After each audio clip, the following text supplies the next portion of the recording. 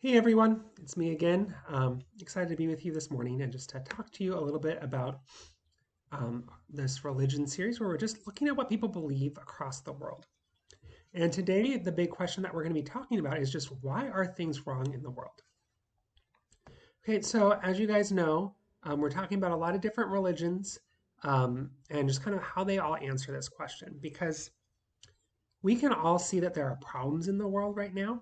Like we've seen dramatic reminders recently are the problems of sickness with COVID-19 and that epidemic, and also the problem of racism and injustice in our society, as we saw like the killing of George Floyd and the protests and riots that have happened after that.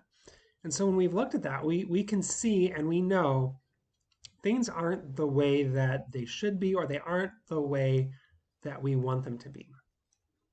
But in general, we know even outside of this time that there are always problems in this world, right? There's always even outside of COVID and outside of um, these recent protests, we know that there's always has been problems. There have always been people dying. There's always sadness, hunger, loneliness, etc. And most religions in the world try to explain why these problems exist because as people, we all want an explanation for that. So we're going to kind of look at how different religions explain it. So I'll start just by talking about what does Christianity teach? Why are there things that are wrong in this world according to Christianity? Well, we believe that God created the world perfectly, but that alongside of that, he created freedom of choice. And so Satan had a choice and he decided to rebel against God, along with one third of all of the angels. And that's where things started to go wrong in the universe. And then people, Adam and Eve, also had a choice and they also decided to rebel against God. And that's when things got messed up for people. So after people sinned, God's protection from harm was removed from people, and the whole world itself began to experience problems. So if we're asking why are things wrong in the world, basically the main thing is, well, because there's sin. Now, if we look at some other religions and how they answer it, let's talk about what Mormons teach. So for Mormons, they believe that things are wrong because God is putting us through a test. Um, and that Satan himself also rebelled, and that was where things started going wrong, I guess, because he didn't want people to have free will. He didn't want them to be tested. He wanted people to be forced to follow God. And so, kind of ironically, after he did that, he became evil because he opposed God. And so now he's the person who tests people, according to Mormonism.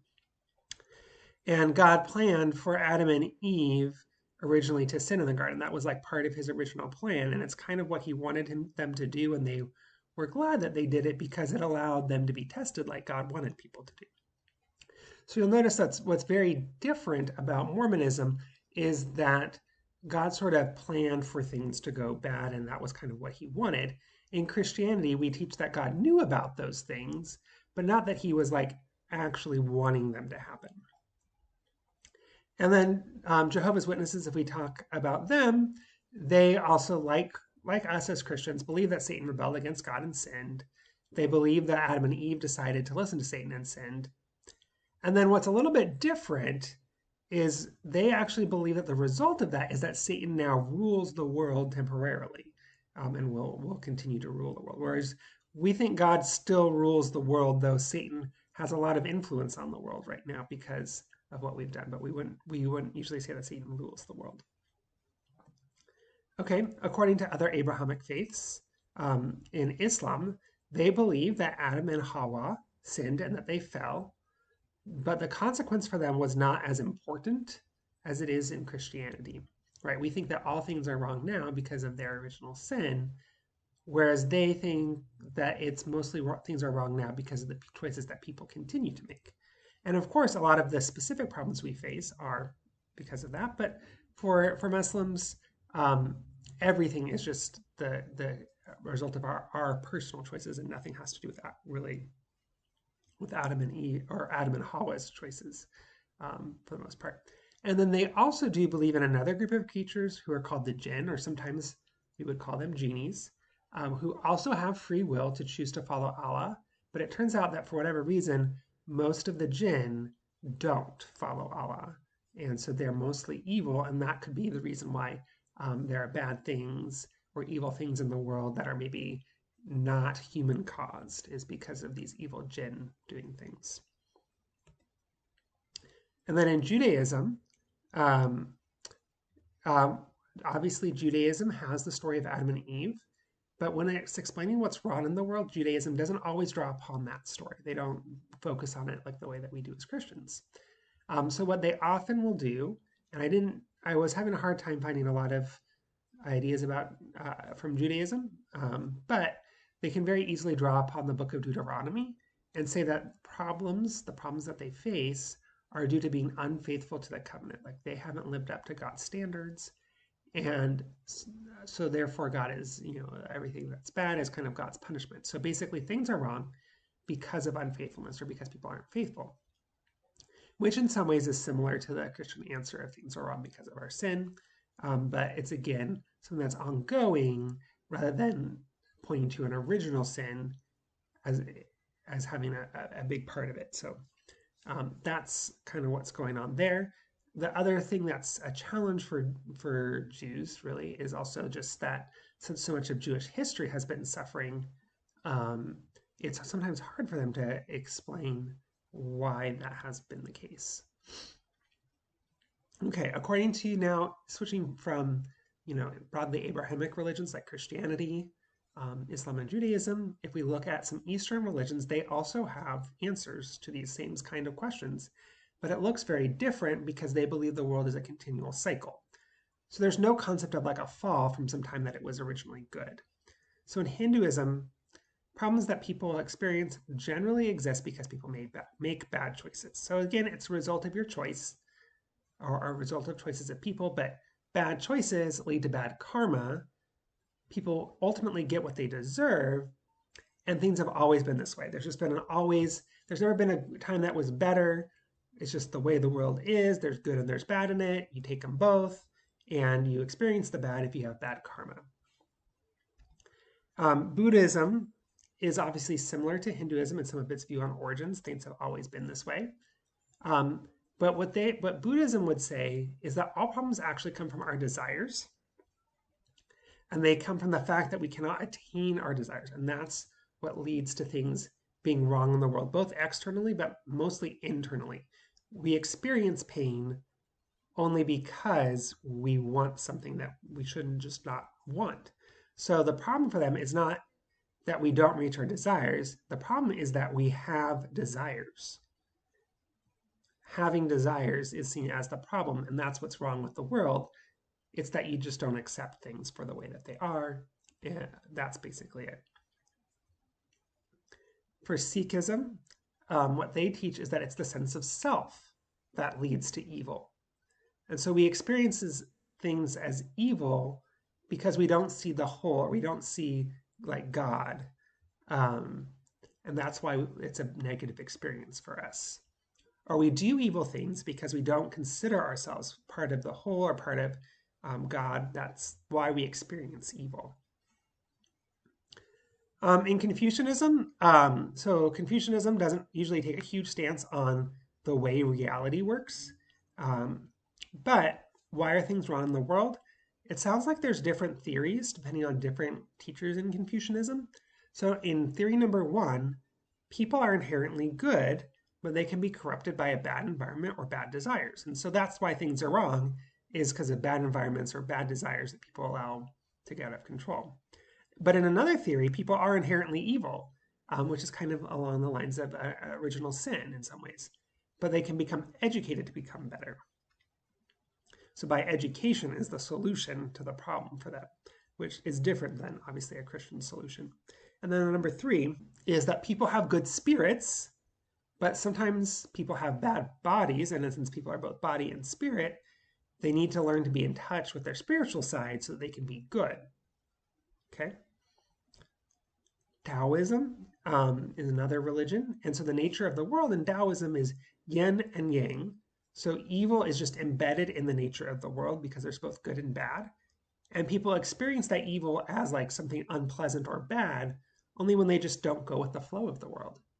And so people cause all their own suffering by choosing to be independent of the true way of the world, which is called the Tao or the Tao.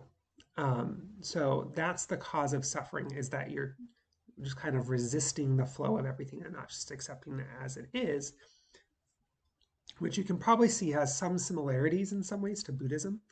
Um, but that's kind of where they're coming from in Taoism. And then why are things wrong with the world? Well, from a secular perspective, or these secular perspectives, atheists would often just say that things are wrong because that's the way things are. Like, there's not any real reason for why it is.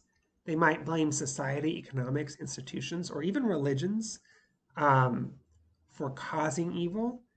Or they might point to evolution or survival of the fittest as a reason for why there are problems in this world.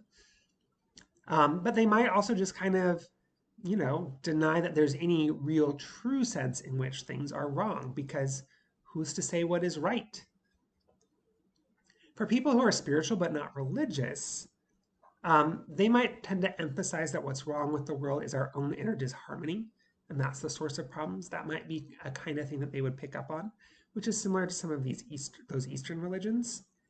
And liberal Protestants here, they might draw upon more of our teachings of just things are evil because of sin, but they might just see evil or problems as a lack of realizing God's presence in you.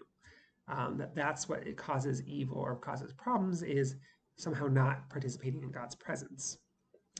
Okay, so in review about what actually is the cause of problems in this world, we believe that the world was originally good and that our ancestors, Adam and Eve, messed it up with their sin. So all of creation was affected, so that even things like natural disasters, pandemics, etc., could in some way be the result of human sin.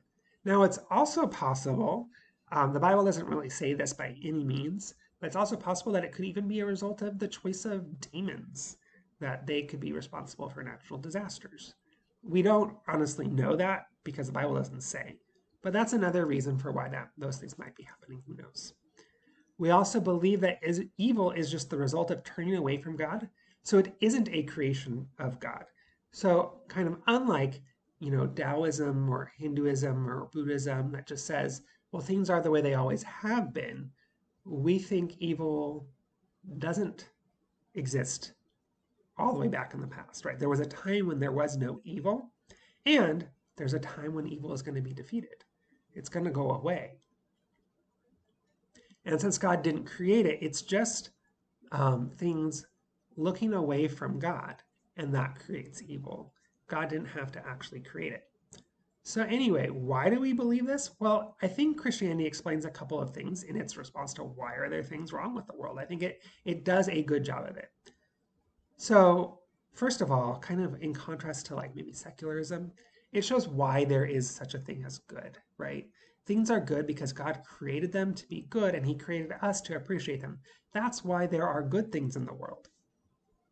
That's why we can recognize things as evil, because of the way that God has designed us. And another thing that I think Christianity does well is it sees evil as a true problem, not a problem that's only in our minds. There are actually things that are just bad and evil and problems, and there's no way around them. It's not just that we have desires, right? It's that we don't, just that the world isn't the way that it's supposed to be, right? It's really bad if someone is murdered, right? That's really a bad thing. It's not just the way that I'm thinking about it. Their death is actually bad. Also, evil will one day be defeated. That's the good news about Christianity, right? Is that there's a time when evil will be no more. And then another thing that I think that's good about Christianity, it also says that we don't get exactly what we deserve. We're not always the one creating the evil that we experience or deserving it, right? Because sometimes worse things happen to relatively good people, and that's what we see, right? And so that's why, karma doesn't necessarily make a lot of sense for us, is because we don't think people always get what they deserve. Sometimes they get better or worse than what they would deserve. Obviously, Hinduism explains that through reincarnation, but even if we take like, Islam and Judaism that says, well, the problems with evil are based on our current actions, not just not our ancestors, even though they recognize there was a fall there too. Um, I think that doesn't explain some of the kinds of evil that we see, because some of it just is happening without us deserving it. So what do we do with that? Well, we'll cover a lot of this more of the so what when we talk about solutions next week. How do we solve these problems? So we'll get into it more deeply, but I think it's already pretty obvious that one of the things we should do is to seek to live lives that are free of sin if sin is causing so much of a problem. I don't have time to go into all the different sins that you might want to be free of, but just be aware of that, right? And so now we're going to go into discussion questions. And so if you guys want to hop into our Zoom call, that'd be great. But the questions are, what is the most interesting idea about the problem that you heard today? Maybe something kind of interested you, and maybe it wasn't even just the Christian response. Maybe there was something else out there that was like, oh, that was interesting. I want to think more about that. And then what, if any, wisdom do you see in some of these other religions' responses? I think Christianity has the best response, but there can still be some wisdom in some of the things these other religions say, and it's worth taking a second to think about them and think about how maybe they fit with Christianity and what parts maybe don't fit with Christianity. And then I think just another question is, since we talked about sin being such a big problem, is just what do you think you can do in order to not give in to sin? So if you guys want to start thinking about those and then jump into our discussion, that'll be great. And I'll talk to you guys soon. Thanks and bye.